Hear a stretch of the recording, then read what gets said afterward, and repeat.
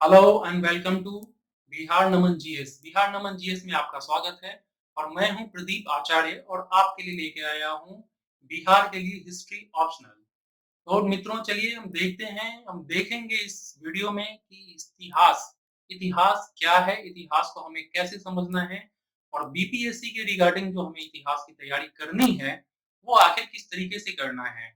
हमारे पिछले कुछ वर्षों में जो बीपीएससी के सिलेबस में जो परिवर्तन आया है, उस सिलेबस के परिवर्तनों के अनुकूल हम बीपीएससी के क्वेश्चंस को देखेंगे, सिलेबस को देखेंगे और फिर ये आज तय करना है कि क्या करना है और कैसे करना है और किस तरीके से तैयार करना है ताकि अच्छे से अच्छे मार्क्स सिक्योर किया जाए, अच्छे से अच्छे रैंक सिक्योर किया जा सके। तो चलिए मित्रों, सबसे पहले हम देखते हैं कि हमारा इतिहास, आखिर इतिहास है क्या और इतिहास को हमें कैसे पढ़ना है।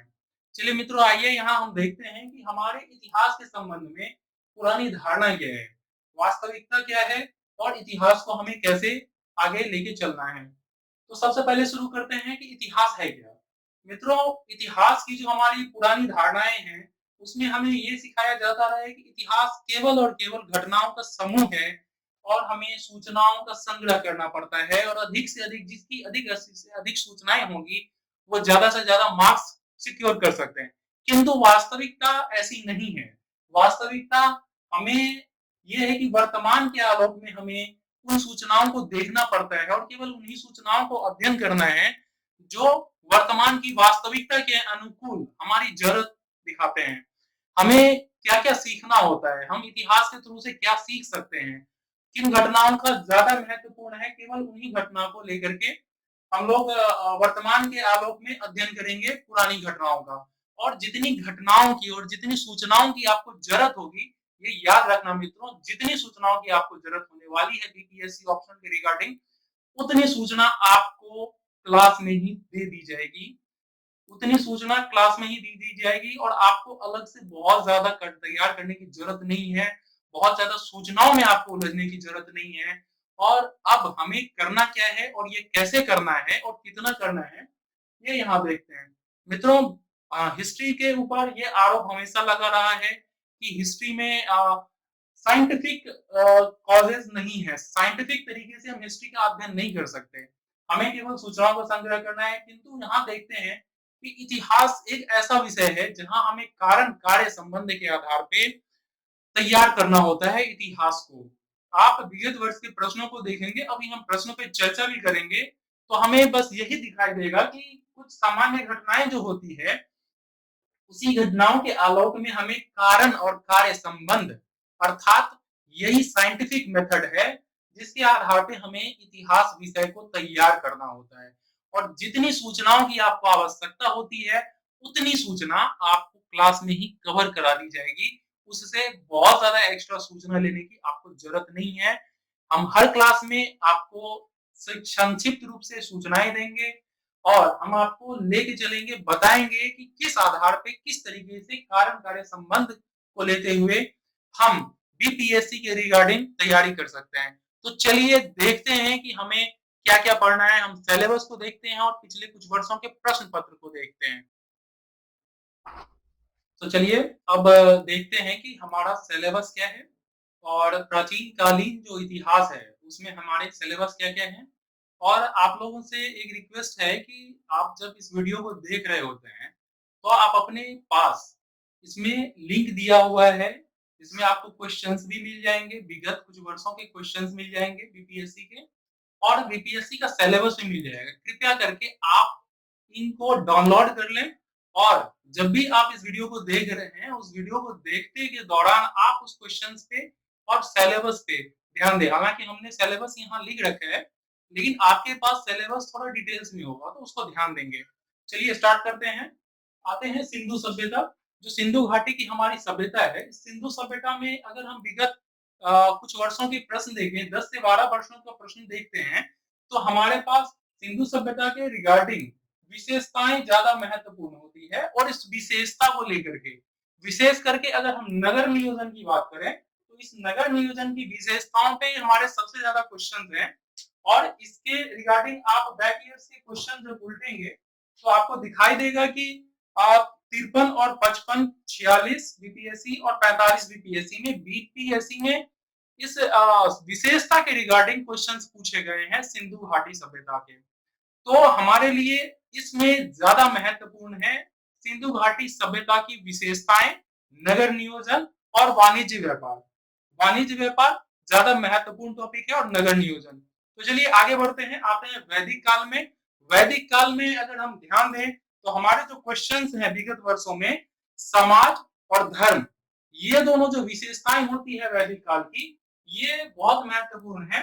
सांस्कृतिक विशेषता और सामाजिक विशेषता, इन दोनों विषयों पे विगत वर्षों के प्रश्न को जब हम उठाते हैं, विशेष करके 48, 52 और 46 बीपीएससी ऑप्शनल जो है, उसमें इन चीजों को लेकर के, इन टॉपिकों को लेकर के प्रश्न ज्यादा पूछे गए हैं। तो हम, हालांकि ये नए वाले जो हमारे पास विगत 4 वर्षों के जो प्रश्न पत्र हैं, उसमें इन चीजों को कम लिया गया है, लेकिन इस वजह से ये संभावनाएं बढ़ जाती है कि अगले वर्ष, कुछ वर्षों में, अगले कुछ बीपीएससी एग्जाम में सिंधु घाटी सभ्यता और वैदिक काल, इसमें नगर नियोजन, वाणिज्य व्यापार और वैदिक काल में सामाजिक सांस्कृतिक विशेषताओं को लेकर के आपसे प्रश्न बन सकता है। तो चलिए मित्रों आगे चलते हैं महाजनपद काल में। महाजनपद काल में जो हमारे पास विषय है, उस विषय में मगध साम्राज्य, मगध साम्राज्य के विस्तार को लेकर के बहुत ही बेहतर ये टॉपिक है, और मगध साम्राज्य के विस्तार को लेकर के और मगध साम्राज्य के उदय को लेकर के क्वेश्चंस पूछते रहे हैं, विशेष करके कि आखिर मगध साम्राज्य का उदय जो हुआ है उसके पीछे कारण क्या है। क्या कारण है कि अब बिहार के पाटलिपुत्र जैसे जगह पे मगध साम्राज्य का विस्तार हुआ और उसने धीरे धीरे करके पूरे देश पे साम्राज्य स्थापित कर लिया। तो हमारा मगध साम्राज्य बहुत ही इंपॉर्टेंट टॉपिक है। इसके बाद इस काल में जो हमारा सांस्कृतिक है, विशेष करके जो धार्मिक आंदोलन है, ये धार्मिक आंदोलन से प्रश्न लगातार पूछे जाते रहे हैं। नोट करें, स्टार मार्क करें, ये जो धार्मिक आंदोलन है, इस धार्मिक आंदोलन से क्वेश्चंस, बौद्ध जो धर्म है और जैन धर्म की तुलना बीपीएससी 65 में भी पूछी गई है, 62 में भी ब्राह्मण और बौद्ध धर्म की तुलना पूछी गई है, 53 और 55 में समाज एवं धर्म के ऊपर क्वेश्चन पूछा गया है, और मगध साम्राज्य के ऊपर इसके अलावा क्वेश्चन हैं। तो इसमें ध्यान देने की बात यह है कि हमारा जो महाजनपद काल है, उसके अंतर्गत मगध साम्राज्य बहुत महत्वपूर्ण टॉपिक है, फिर धार्मिक आंदोलन जिसके अंतर्गत बौद्ध जैन ज्यादा महत्वपूर्ण है। हालांकि विगत वर्षों में ब्राह्मण धर्म के साथ, जो प्राचीन ब्राह्मण धर्म है, उस ब्राह्मण धर्म के साथ हमारा बौद्ध धर्म की तुलना पूछी गई है। तो हमें इस धार्मिक आंदोलन में बौद्ध जैन आजीवक का थोड़ा नॉर्मल टॉपिक है, लेकिन हमें इसको लेके चलना है और इन सबको ब्राह्मण धर्म के साथ तुलना करके देखना है कि आखिर क्या परिवर्तन है, आखिर दोनों धर्म, आखिर नए धर्म में क्या नवीन शिक्षाएं दी जा रही है। तो इन चीजों को लेकर के आगे बढ़ेंगे। तो चलिए आपको लिए चलते हैं मौर्य साम्राज्य की ओर। और यहाँ देखना महत्वपूर्ण है कि विगत वर्षों में जो मौर्य साम्राज्य से क्वेश्चन पूछे, हालांकि ये आपको ध्यान रखना है कि बीपीएससी के लिए मौर्य साम्राज्य सबसे हिट टॉपिक है। जिस तरीके से सिंधु सभ्यता अच्छे टॉपिक हैं, मौर्य साम्राज्य हिट टॉपिक है, और मौर्य साम्राज्य के रिगार्डिंग लगभग 1-2 वर्ष गैप करके क्वेश्चंस पूछे ही जाते हैं। तो इसमें जो हम देखते हैं, हमारे पास जो सबसे महत्वपूर्ण टॉपिक है वो हमारा स्रोत, प्रशासन। ये स्रोत और प्रशासन मौर्य साम्राज्य का सबसे हिट टॉपिक है, जो न केवल बीपीएससी बल्कि यूपीएससी में भी इससे क्वेश्चन पूछे जाते हैं। आपने अगर क्वेश्चंस देखा होगा तो उसमें हमारे पास जो क्वेश्चंस हैं, उसमें मौर्य साम्राज्य का आगमन इतिहासकारों के लिए स्वर्ण युग का आगमन है। मौर्य साम्राज्य के आगमन इतिहासकारों के लिए, नॉट सबके लिए, इतिहासकारों के लिए स्वर्ण युग का आगमन है। मतलब ये हमें, हमारा जो क्वेश्चन है ये स्रोत के रिगार्डिंग है, किंतु ये हमें समस्या डालता है, हमें सोचना पड़ता है कि ये स्वर्ण काल और इतिहास काल, इतिहासकार के लिए स्वर्ण काल क्या है। तो इस तरीके से क्वेश्चंस पूछे जाते हैं जो सीधा सीधा इंफॉर्मेशन पढ़ने से क्लियर नहीं होने वाले हैं। और हम जो आपको 45 डेज का क्लास देने जा रहे हैं, उस 45 डेज क्लास में हम आपको हर क्लास में यही सिखाने वाले हैं कि आपको स्टडी कैसे करना है और किस तरीके से क्वेश्चंस पे पकड़ बनाने हैं। तो चलिए अगला टॉपिक देखते हैं। मौर्य साम्राज्य में अशोक के लोकोपकारी कार्य, कलिंग युद्ध। अभी हाल में जो क्वेश्चंस हैं पिछले बीपीएससी में, उसमें कलिंग युद्ध पे आधारित एक क्वेश्चन पूछे गए हैं, और कलिंग युद्ध के अलावा इतिहास लेखन, इस काल में इतिहास लेखन भी बहुत ही महत्वपूर्ण टॉपिक है, क्योंकि इस बात को ध्यान रखना होगा हमें कि बीपीएससी अब धीरे-धीरे अपने आप को यूपीएससी की दिशा में कन्वर्ट कर रहा है। तो हमें भी बीपीएससी और यूपीएससी दोनों को लेकर के चलना होगा। टॉपिक ज़्यादा महत्वपूर्ण वाले ही चुने जाएँगे, किंतु हमारी जो सोचने की दृष्टिकोण है, हमारे सोचने का तरीका जो होगा, वो तरीका यूपीएससी की दिशा में बढ़ता हुआ नज़र आना चाहिए। तभी हम अच्छे से बीपीएससी के क्वेश्चंस को कवर कर सकते हैं। तो इतिहास लेखन पे क्वेश्चन है। इसके बाद आगे बढ़ते हैं मौर्योत्तर काल। मौर्योत्तर काल में राजनीतिक स्थिति, आर्थिक स्थिति में जो हमारा वाणिज्य व्यापार है, इस काल में सबसे महत्वपूर्ण हो जाता है। ध्यान रखिएगा, इस काल में वाणिज्य व्यापार हमारा महत्वपूर्ण टॉपिक है। इसके अलावा सामाजिक सांस्कृतिक सांस्कृतिक विशेषताएं ज्यादा महत्वपूर्ण है। इस सांस्कृतिक विशेषता के अंतर्गत जो हमारा कला है, उसमें भी मूर्ति कला, आपको तो ऐसे ही याद होगा कि गांधार मूर्ति कला जो सबसे ज्यादा हिट टॉपिक होते हैं इस काल में, यूपीएससी में काफी क्वेश्चंस पूछे गए हैं। और कोई गलत नहीं होगा अगर बीपीएससी ने आपको मूर्ति कला मौर्योत्तर काल के ऊपर क्वेश्चन पूछ दिया। तो हमें ये ध्यान रखना होगा कि मौर्योत्तर काल में हमारे पास दो ही टॉपिक है, जो वाणिज्य व्यापार और सांस्कृतिक, जिसमें कला और मूर्ति कला बहुत ज्यादा महत्वपूर्ण है। इसके अलावा हम आगे चलते हैं और आगे बढ़ते हुए देखते हैं गुप्त काल। गुप्त काल में उदय, पतन, विस्तारवाद और समुद्रगुप्त की नीतियां जो है, विगत वर्ष के प्रश्न जो है 65, उस 65वें बीपीएससी में हमारे पास जो प्रश्न है, वो गुप्त काल में समुद्रगुप्त की नीतियों पर आधारित प्रश्न पूछा गया है।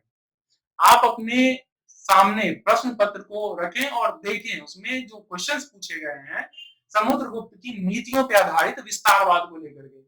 इसके बाद हम आगे चलते हैं, सामाजिक स्थितियां, आर्थिक स्थितियां और सांस्कृतिक। इस काल में जो हमारा गुप्तों का योगदान है, विशेष करके हमने आपने हमेशा पढ़ा होगा प्राचीन काल में स्वर्ण युग की अवधारणा को लेकर के, जो हमारा गुप्त काल है। और इस गुप्त काल में इसी स्वर्ण युग की अवधारणा को लेकर के काफी बेहतर और अच्छे अच्छे क्वेश्चंस विगत वर्षों में पूछे गए हैं, यूपीएससी में भी पूछे गए हैं। और ध्यान रखिए, हमें यूपीएससी की दिशा में सोचने की क्षमता डेवलप करनी है, इसीलिए हमें उस अकॉर्डिंग तैयारी करनी होगी। तो आगे बढ़ते हैं और अब देखते हैं गुप्तोत्तर काल। गुप्तोत्तर काल के अंतर्गत जो हमारे पास विषय है, उसमें हर्षवर्धन की उपलब्धियां।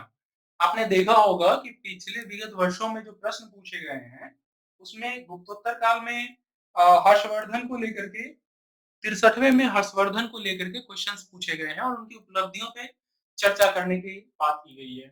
आगे हम देखते हैं, हमारे पास ये पल्लव, चालुक्य एवं पल्लव वाले टॉपिक में पल्लव टॉपिक ज्यादा महत्वपूर्ण है। और पल्लव टॉपिक पे कई बार बीपीएससी ने क्वेश्चंस भी पूछे हैं। पल्लवों की सांस्कृतिक उपलब्धियां और चालुक्य और पल्लव जो है, उनकी विगत वर्ष में जो परिवर्तन आ रहे हैं बीपीएससी में, उसमें पल्लव और चालुक्य इन दोनों की जो तुलनात्मक अध्ययन है, ये भी काफी महत्वपूर्ण हो जाता है। इसके बाद हमारे पास है सामंतवाद। सामंतवाद टॉपिक में हमें पढ़ना है सामंतवाद की विशेषताएं, सामंतवाद आने के कारण और सामंतवाद के प्रभाव, इन चीजों को देखना है। हालांकि अभी तक बीपीएससी के रिगार्डिंग ये इतना महत्वपूर्ण नहीं होता, लेकिन आगे भविष्य में क्वेश्चन पूछे जा सकते हैं। आगे चलते हैं, आगे हमारे पास टॉपिक है प्राचीन काल में शिक्षा, विज्ञान, प्रौद्योगिकी और अन्य। अभी शिक्षा, विज्ञान, प्रौद्योगिकी आदि पे प्रश्न पूछे जा सकते हैं। आप ध्यान देने की बात ये है कि बीपीएससी में जो क्वेश्चंस है, उसमें कई बार ऐसे टॉपिक आने की संभावना बन गई है कि प्राचीन काल में उपलब्धियां, मध्यकालीन उपलब्धियां किसी विशेष विषय को लेके, चाहे वो स्थापत्य को लेके हो, कला को लेके हो और अन्य विषय को लेकर के हो। इस वजह से हमारे पास शिक्षा, और विशेष करके अभी शिक्षा हिट टॉपिक इसलिए भी हो जाता है क्योंकि वर्तमान में हमारे गवर्नमेंट ने नई शिक्षा नीति लॉन्च की है। इसीलिए हमारे पास ये बीपीएससी के पास ये अच्छा अवसर है कि वो शिक्षा के रिगार्डिंग, प्राचीन काल में शिक्षा के रिगार्डिंग हमसे क्वेश्चंस पूछ ले। आगे बढ़ते हैं, राजपूत काल में राजपूतों की उत्पत्ति और राजपूतों की उत्पत्ति का विवाद रहा है। इसके अलावा राजनीतिक स्थितियां, आर्थिक स्थितियां, सामाजिक और सांस्कृतिक स्थितियां, विशेष करके जो हमारी सामाजिक और सांस्कृतिक स्थितियां हैं, ये इस स्थान पे आकर के एक इम्पोर्टेंट टॉपिक हो जाता है। इसके अलावा अब हम देखते हैं, मध्यकाल की ओर आगे बढ़ेंगे और मध्यकाल की ओर आगे बढ़ते हुए हम देखते हैं कि हमारे पास अरबों की सिंध विजय, अरबों की सिंध विजय में हमें ये पढ़ना है कि अरबों की सिंध विजय के कारण क्या है। हमें ये नहीं पढ़ना है कि कब किसने कितने वर्षों में आकर के कहाँ राज्य स्थापित किया, कैसे किया, किनके साथ युद्ध हुए, ये ज्यादा महत्वपूर्ण नहीं है। बल्कि महत्वपूर्ण ये है कि अरबों की सिंध विजय के पीछे कारण क्या थे और उसके क्या क्या प्रभाव भारत पे देखने को मिले हैं। इसके अलावा आप आगे बढ़ेंगे तो आगे बढ़ने में तुर्कों की विजय के कारण एवं प्रभाव, ये बहुत ही महत्वपूर्ण टॉपिक हो जाते हैं। इसमें क्वेश्चंस पूछने की अधिक संभावना होती है। अरबों की सिंध विजय की तुलना में तुर्कों की विजय पे ज्यादा क्वेश्चंस बनने की संभावना है। तो आगे बढ़ते हैं और देखते हैं मध्यकाल में। मध्यकाल में हमारे पास जो महत्वपूर्ण विषय है वह है मध्यकाल में कला एवं संस्कृति, भक्ति एवं सूफी मत। भक्ति और सूफी मत ये एक इंपॉर्टेंट टॉपिक है जहां से क्वेश्चंस अच्छे खासे बनते हैं। ये भारतीय संस्कृति का एक अभिन्न अंग है और यहाँ यहीं से हिंदू मुस्लिम जो जमुना गंगा जमुनी संस्कृति है, उस गंगा जमुनी संस्कृति का जो विकास होता है वो यहाँ से प्रारंभ होता है, इसलिए ये महत्वपूर्ण टॉपिक होता है। आगे बढ़ते हुए चोल साम्राज्य में देखते हैं। चोल साम्राज्य में जो प्रशासनिक व्यवस्था है जिसमें विशेषकर स्थानीय प्रशासन पे बल दिया जाता है, और आपने ध्यान दिया होगा, आपके पास क्वेश्चंस होंगे विगत वर्षों में चोल साम्राज्य के स्थानीय प्रशासन पे बार बार प्रश्न पूछे जा रहे हैं। आप देखेंगे तो चोल साम्राज्य में 63वें 64वें बीपीएससी के अंतर्गत भी चोल साम्राज्य के अंतर्गत स्थानीय स्वशासन के विषय में क्वेश्चंस पूछे गए हैं। इसके अलावा कला एवं संस्कृति में जो स्थापत्य का टॉपिक होता है चोल साम्राज्य का, ये भी एक महत्वपूर्ण टॉपिक होता है जिसे हमें तैयार करने की जरूरत है। आगे बढ़ते हैं विजयनगर साम्राज्य के अंतर्गत। तो विजयनगर साम्राज्य के अंतर्गत जो प्रशासन है और स्थापत्य है, ये दोनों टॉपिक काफी महत्वपूर्ण टॉपिक होते हैं और इससे क्वेश्चंस पूछे जाने की संभावनाएं काफी होती है। और विगत वर्षों में आप अगर प्रश्न देखेंगे तो शायद आपको पता चलेगा कि ये प्रशासन एवं कला स्थापत्य काफी महत्वपूर्ण टॉपिक है इसके। आगे दिल्ली सल्तनत की स्थापना, प्रशासन प्रशासन के अंतर्गत जो इक्ता व्यवस्था है, ये इक्ता व्यवस्था एक महत्वपूर्ण व्यवस्था होता है जहां से क्वेश्चंस पूछे जाने की संभावना है। आगे इल्तुतमिश के सुधार और बलबन के सुधार, बलबन की उपलब्धियां और इल्तुतमिश के सुधार, ये ज्यादा महत्वपूर्ण टॉपिक है, यहाँ से क्वेश्चंस पूछे जाने की संभावना है। अब जो बीपीएससी के लिए जो काफी हिट टॉपिक रहा है विगत कुछ वर्षों में, उसको देखते हैं तो ये हमारा खिलजी साम्राज्य। खिलजी साम्राज्य के अंतर्गत अलाउद्दीन के खिलजी के सुधार एवं नीतियां, अलाउद्दीन खिलजी के सुधार एवं नीतियां काफी महत्वपूर्ण टॉपिक है। और आपने ध्यान दिया होगा कि लगातार इन क्षेत्र से प्रश्न पूछे जाते रहे हैं और उन प्रश्नों को अगर आप ध्यान से देखेंगे तो आपको पता चलेगा कि अलाउद्दीन खिलजी के सुधार एवं नीतियों को केवल अध्ययन कर लेने से, केवल याद रख लेने से हमारे क्वेश्चन सॉल्व नहीं होते हैं। इसलिए इस क्षेत्र को बनाने के लिए हमें अपने दृष्टिकोण को डेवलप करना होगा, जो आपको यहाँ मिलेगा। विगत अगले 45 दिनों में आपको ये सारी चीजें यहाँ पे सिखाई जाएगी, आपको सिखाया जाएगा कि आपको सोचना कैसे है, आपको टॉपिक कैसे तैयार करना है और आपको क्वेश्चंस कैसे करने हैं, ताकि अच्छे से अच्छे मार्क्स प्राप्त हो सके। इसके बाद मोहम्मद बिन तुगलक की योजना एवं नीतियां, ये एक अच्छी टॉपिक है। और फिरोज शाह के कल्याणकारी कार्य, फिरोज शाह के कल्याणकारी कार्य से बीपीएससी ने कई बार क्वेश्चंस पूछे भी हैं और आगे भी पूछे जाने की संभावनाएं बनी हुई है। तो आगे बढ़ते हैं। सल्तनत काल के अंतर्गत जो उपलब्धियां हैं, जैसे प्रशासनिक उपलब्धि, आर्थिक परिवर्तन और सामाजिक सांस्कृतिक परिवर्तन, अगर हम ध्यान दें तो विगत वर्षों में जो प्रश्न आए हैं उसमें सामाजिक आर्थिक परिवर्तन को लेकर के प्रश्न आए हैं। अभी जो लेटेस्ट एग्जाम हुआ है 65 बीपीएससी, उसके अंतर्गत भी सामाजिक सांस्कृतिक परिवर्तन पे आधारित प्रश्न पूछे गए हैं। आप उसको ध्यान से देखिए, आपको पता चलेगा कि ये प्रश्न सीधे सीधे कक्षा में इंफॉर्मेशंस को पढ़ करके नहीं किए जा सकते हैं, उसके लिए आपको दृष्टिकोण को डेवलप करना पड़ेगा।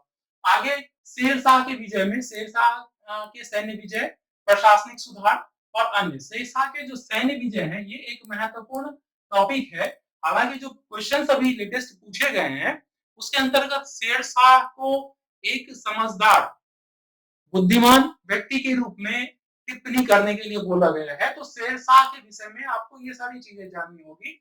आगे आगे मुगल साम्राज्य, मुगल साम्राज्य में जो अकबर की नीतियां हैं, अकबर की नीतियां मुगल साम्राज्य के दिन सबसे महत्वपूर्ण टॉपिक होती है और इसके अंतर्गत राजपूत नीति और धार्मिक नीति ये दोनों ही महत्वपूर्ण है। अकबर के प्रशासन ने मनसबदारी व्यवस्था और हमने पहले देखा है कि सल्तनत काल के अंतर्गत इक्ता व्यवस्था, तो मनसबदारी व्यवस्था और इक्ता व्यवस्था ये दोनों जो व्यवस्थाएं हैं ये तुलना का विषय हो जाता है। तो इन दोनों विषयों को हमें बहुत ही करीब से ध्यान से पढ़ना होगा। आगे औरंगजेब की नीतियां, औरंगजेब की नीतियां जब भी आती है तब हम अकबर की नीतियों के साथ उसकी तुलना करते हैं, हमारे आंसर्स में जान आ जाता है और हमें अच्छे अच्छे मार्क्स प्राप्त होते हैं।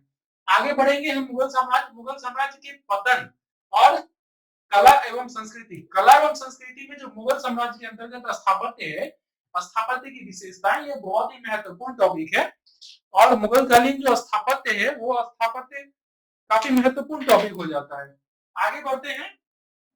आगे बढ़ने के बाद हम शिवाजी का प्रशासन, शिवाजी का प्रशासन एक अच्छा टॉपिक है और शिवाजी के प्रशासन में चौथ और सरदेशमुखी की जो व्यवस्था है ये एक अलग व्यवस्था है जो अन्य साम्राज्यों में हमें देखने को नहीं मिलती।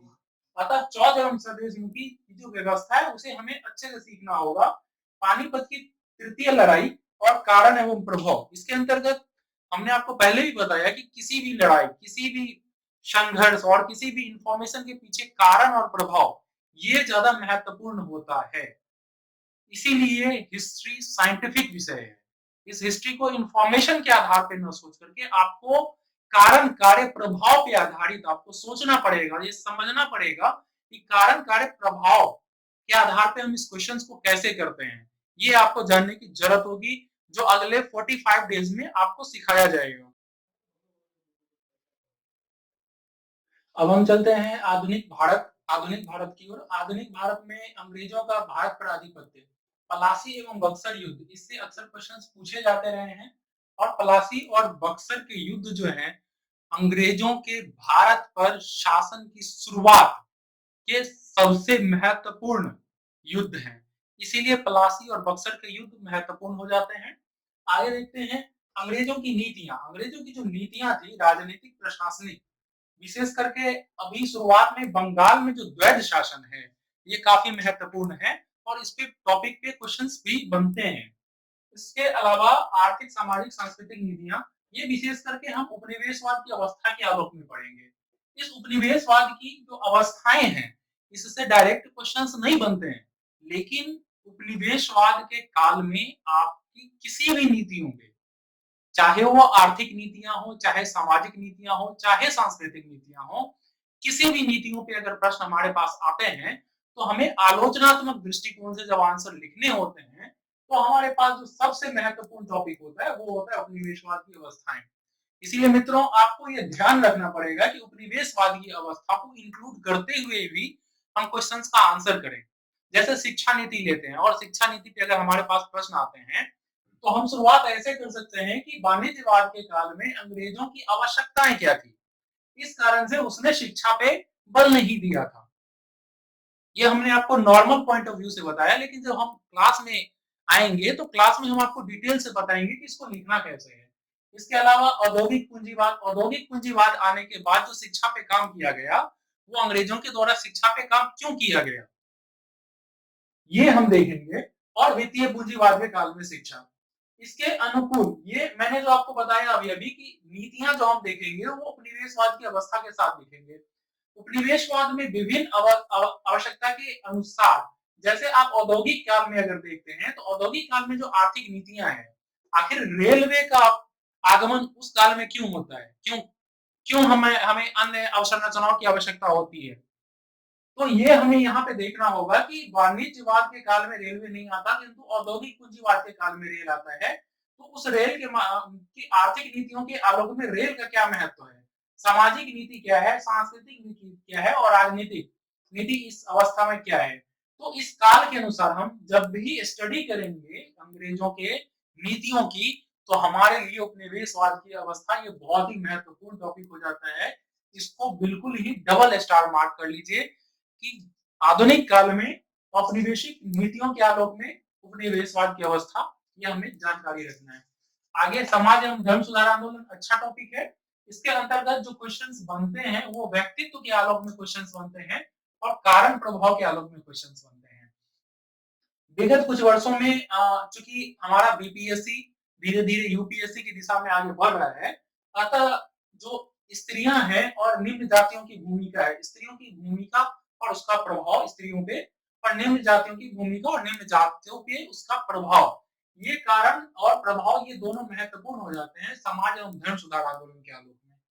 आगे बढ़ते हैं तो हम देखते हैं कि हमारा प्रारंभिक राष्ट्रवाद क्या है। तो प्रारंभिक राष्ट्रवाद, चूंकि ये प्रारंभिक राष्ट्रवाद जो है उपनिवेशवाद की जो अवस्थाएं हैं उसकी जो नीतियां हैं उसके आलोक में हमें प्रारंभिक राष्ट्रवाद की आलोचना करनी होती है। अतः यहाँ जनजातीय विद्रोह, बिरसा मुंडा और संथाल का जो विद्रोह है उस पर अगर हमारे पास क्वेश्चन बनते हैं तो हमें इन नीतियों को यहाँ से जोड़ करके इन दोनों को एक साथ प्रश्न में डाल करके हमें आंसर्स लिखने होते हैं और तब हमारा आलोचनात्मक उत्तर होता है जो हमें अच्छे मार्क्स दिलाता है। इसके अलावा यहाँ हम बिरसा मुंडा और संथाल विद्रोह देखेंगे। आगे नील, मोपला और दक्कन, उसमें भी जो नील का जो विद्रोह है और मोपला विद्रोह काफी महत्वपूर्ण हो जाता है बीपीएससी के रिगार्डिंग। आगे बढ़ते हैं। आगे बढ़ने में हम 1857 का विद्रोह, चूंकि आप जानते ही हैं बीपीएससी के लिए काफी हिट टॉपिक रहा है, इसके लिए इसका जो स्वरूप है, ये स्वरूप इसका 1857 विद्रोह का स्वरूप, ये इस टॉपिक में सबसे महत्वपूर्ण बिंदु है जिसके आलोक में विगत वर्षों में प्रश्न बनते आए हैं और ये प्रश्न आगे बनते भी रहेंगे, तो इसे हमें बहुत ध्यान से देखना होगा। अब आगे आते हैं। आगे वामपंथ एवं क्रांतिकारी आंदोलन, इसके अंतर्गत हमें कारण, प्रभाव, कार्यक्रम, व्यक्तित्व एवं संस्थाएं, इसमें जब हम अध्ययन करेंगे तो समस्याएं और व्यक्तित्व, ये दो चीजों पे क्वेश्चंस पहले भी बनते रहे हैं और बाकी सारे कार्यक्रम, बाकी सारे विषय वस्तु में कार्यक्रम एक ज्यादा महत्वपूर्ण हो जाता है वामपंथ एवं क्रांतिकारी आंदोलन में। इसके आगे आधुनिक राष्ट्रवाद में हम देखते हैं बंगाल का विभाजन एवं स्वदेशी आंदोलन, अच्छे टॉपिक है।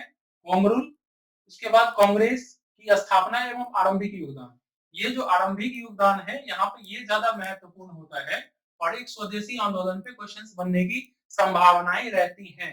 इसके बाद गांधी आंदोलन, गांधी आंदोलन में चंपारण बहुत ही हिट टॉपिक है बीपीएससी के लिए।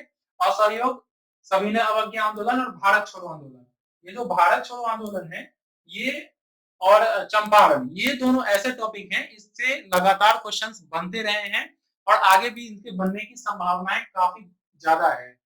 आगे स्वतंत्रता की ओर जब हम लोग बढ़ते हैं तो 1909, 1919 और 1935 का अधिनियम, Simon commission, Cripps mission, Cripps mission के अंतर्गत हमारा क्रिप्स मिशन ज्यादा महत्वपूर्ण हो जाता है और इधर 1935 का अधिनियम, क्योंकि 1935 का अधिनियम इसलिए भी ज्यादा इंपॉर्टेंट हो जाता है कि हमारे संविधान का जो आधार है उसमें 1935 के अधिनियम का काफी योगदान, काफी महत्वपूर्ण योगदान है।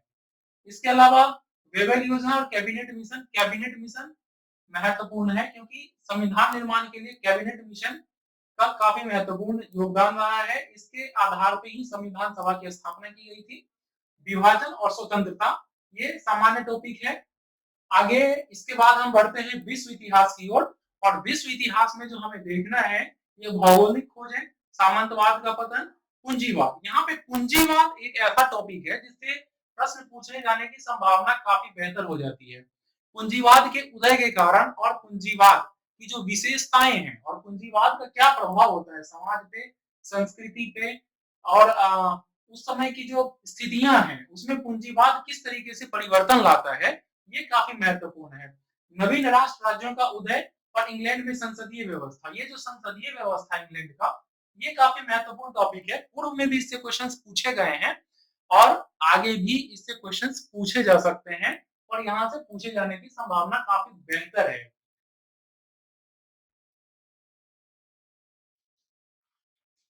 अब हम चलते हैं यूरोप की ओर। यूरोप में प्रबोधन एवं पुनर्जागरण, प्रबोधन एवं पुनर्जागरण के अंतर्गत कारण, प्रभाव और व्यक्तित्व, ये व्यक्तित्व ज्यादा महत्वपूर्ण हो जाता है जैसे कि यहाँ पे रूसो, वॉल्टेयर आदि। तो हम लोगों ने जो देखा है कि क्वेश्चंस जो पूछे जाते हैं उसमें पुनर्जागरण और प्रबोधन पे तो पूछे ही जाते हैं, लेकिन व्यक्तित्व, ये जो टॉपिक है, व्यक्तित्व वाले टॉपिक को ज्यादा बल दिया जाता है, ज्यादा इस पे बल दिया जाता है, और रूसो और वॉल्टेयर जैसे और भी जो दार्शनिक हैं, उन दार्शनिकों के विषय में हमें ज्यादा जानकारी प्राप्त होनी चाहिए। इसके बाद आगे बढ़ते हैं, अमेरिकी क्रांति, कारण, प्रभाव, महत्व। महत्व यहाँ महत्वपूर्ण है, और संविधान निर्माण। संविधान निर्माण जो हमारा हुआ है, उसमें कहीं न कहीं हमने यूरोप से भी प्राप्त किया है, और अमेरिकी क्रांति से जो अमेरिकी संविधान निर्माण हुआ है, वहां से भी हमने बहुत सारी चीजें प्राप्त की है। तो ये संविधान निर्माण काफी महत्वपूर्ण टॉपिक हो जाता है। इसके बाद अमेरिकी गृह युद्ध, कारण एवं प्रभाव। ये सामान्य टॉपिक है, क्वेश्चन बन सकते हैं, लेकिन ये उतना ज्यादा हिट टॉपिक नहीं होता। आगे देखते हैं, आगे है फ्रांसीसी क्रांति। ये जो फ्रांसीसी क्रांति है, तो ये फ्रांसीसी क्रांति इतिहास में, वर्ल्ड हिस्ट्री में काफी महत्वपूर्ण टॉपिक है बीपीएससी के रिगार्डिंग, और इससे हर तरीके के क्वेश्चंस पूछे गए हैं। विगत प्रश्नों को आप उठा के देखेंगे तो फ्रांसीसी क्रांति के अंतर्गत काफी महत्वपूर्ण क्वेश्चंस पूछे गए हैं। इसमें दार्शनिकों की भूमिका को लेकर के भी क्वेश्चंस पूछे गए हैं। इसके अलावा नेपोलियन के उदय, पतन और सुधार। सुधार महत्वपूर्ण टॉपिक है, और इसमें कारण और प्रभाव ये देखना बेहतर है। और दार्शनिकों की भूमिका, विशेष करके फ्रांसीसी क्रांति के जो क्वेश्चंस हैं, और बीपीएससी ने अभी तक जो है कारण प्रभाव पे ज्यादा बल दिया है, जिसमें दार्शनिकों की भूमिका को लेकर के काफी डिबेटेबल प्रश्न पूछे गए हैं बीपीएससी में। इसीलिए इसीलिए ध्यान रखना महत्वपूर्ण है कि हमें इंफॉर्मेशन की जगह आलोचनात्मक क्षमता को डेवलप करना होगा, जो कि आपको मिलेगा 45 डेज में। हम लोग सीखेंगे, प्रतिदिन सीखेंगे कि हम आलोचनात्मक दृष्टिकोण के आधार पे इन क्वेश्चंस को कैसे सॉल्व करते हैं। आगे आइए, औद्योगिक क्रांति। औद्योगिक क्रांति के अंतर्गत प्रौद्योगिक क्रांति, कृषि क्रांति, कारण और प्रभाव। इसमें प्रभाव काफी महत्वपूर्ण है, और एक टॉपिक, एक क्वेश्चन पूछा जाता है बार बार कि आखिर औद्योगिक क्रांति ब्रिटेन में ही क्यों हुई। ये क्वेश्चंस काफी महत्वपूर्ण हो जाते हैं, और आप किसी भी नोट्स को, किसी भी बुक को उल्टा के देखेंगे तो आपको ये पता चलेगा कि औद्योगिक क्रांति के अंतर्गत जो प्रौद्योगिकी क्रांति है, कृषि क्रांति है, और ब्रिटेन में औद्योगिकरण का जो शुरुआत होता है, इससे क्वेश्चंस काफी बेहतर ढंग से पूछे जाते हैं। इसके बाद आगे बढ़ते हैं, साम्राज्यवाद, समाजवाद। समाजवाद को अगर हम लें तो आप क्वेश्चंस में देखेंगे विगत वर्षों में, विगत 2-3 वर्ष में साम्राज्यवाद को लेकर के, समाजवाद को लेकर के क्वेश्चंस पूछे गए हैं। विशेष करके समाजवाद एक क्वेश्चन अभी अभी आया था, कोटेशन दिया गया था, और उस कोटेशन के आधार पे हमें समाजवाद के बारे में बताना था। आगे राष्ट्रवाद, पूंजीवाद, पूंजीवाद की विशेषता, और इन सबों का, साम्राज्यवाद, समाजवाद, राष्ट्रवाद और पूंजीवाद, इनकी विशेषता, कारण और प्रभाव। ये प्रभाव जब हम लोग अध्ययन करते हैं तो हमें यही नहीं देखना होता है कि यूरोप में इसका क्या प्रभाव पड़ा, बल्कि हमें यह भी देखना पड़ता है कि यूरोप के बाहर पूरे वर्ल्ड में इसका क्या प्रभाव पड़ा, जिसमें एशिया महत्वपूर्ण है, अफ्रीका महत्वपूर्ण है। तो इन सब चीजों को हमें ध्यान रखना होगा। आगे राष्ट्रवाद के जो सकारात्मक प्रभाव हैं, यहाँ पे ये समझना महत्वपूर्ण है, राष्ट्रवाद का ये पॉजिटिव इंपैक्ट है। अब ये सोचने में कई बार आता है कि राष्ट्रवाद का पॉजिटिव इंपैक्ट हो सकता है क्या, निगेटिव इंपैक्ट भी हो सकता है। बिल्कुल सही सुना आपने, राष्ट्रवाद का ये पॉजिटिव इंपैक्ट है, इटली और जर्मनी का एकीकरण। वहीं राष्ट्रवाद का अगर निगेटिव इंपैक्ट हम लोग देखेंगे तो बड़े बड़े साम्राज्यों का जो नाश हुआ है, बड़े साम्राज्य का जो पतन हुआ है, उसमें राष्ट्रवाद की काफी महत्वपूर्ण भूमिका है। वो हम लोग देखेंगे आगे क्लास में। आगे देखिए, 1917 की रूसी क्रांति। विश्व इतिहास में जितना महत्वपूर्ण फ्रांसीसी क्रांति है, उतना ही महत्वपूर्ण रूसी क्रांति है, और इन दोनों का तुलनात्मक अध्ययन काफी महत्वपूर्ण हो जाता है। और आपने ध्यान दिया होगा अगर, तो रूसी क्रांति और फ्रांसीसी क्रांति के बारे में तुलनात्मक अध्ययन का प्रश्न भी पूछा गया है, ध्यान रखिएगा इस बात को। आगे देखिए, रूसी क्रांति में कारण, प्रभाव और महत्व। इसका जो महत्व वाला टॉपिक है काफी महत्वपूर्ण हो जाता है।